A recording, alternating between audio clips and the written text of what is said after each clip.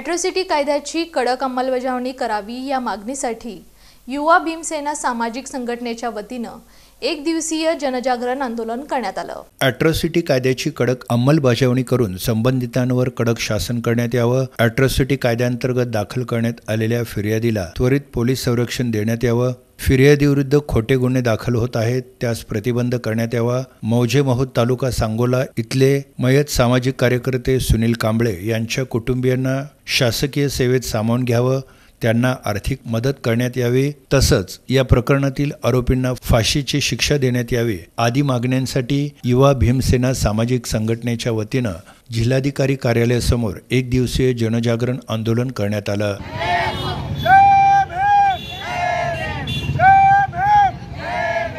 Atrocity कायद्याची कडक अंमलबजावणी सुनील भाऊ कांबळे यांना परिवाराने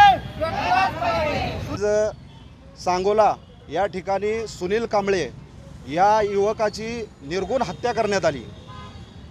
त्या दुसऱ्या दिवशी त्याच्या घरावर परत हल्ला झाला। म्हणजे नेमकं गुंडाराज चालू आहे का? ह्याला पाठीशी घालतंय कोण? तर हे राजकीय असणारे राजकीय दबावामुळं हे सगळे प्रकार चालतात। आमदार खासदार ह्याला प्रोत्साहन देतात।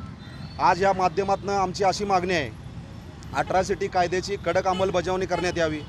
जे ॲट्रॉसिटी कायदा दाखल करण्यासाठी गेलेले पीडित यांच्यावर खोटा गुन्हा दाखल होतो तो गुन्हा होऊ नये। आणि तिसरी मागणी आमची अशी आहे की सुनील कांबळे यांच्या परिवाराला आर्थिक मदत मिळावी। आमची चौथी मागणी आहे, सुनील कांबळे यांच्या परिवाराला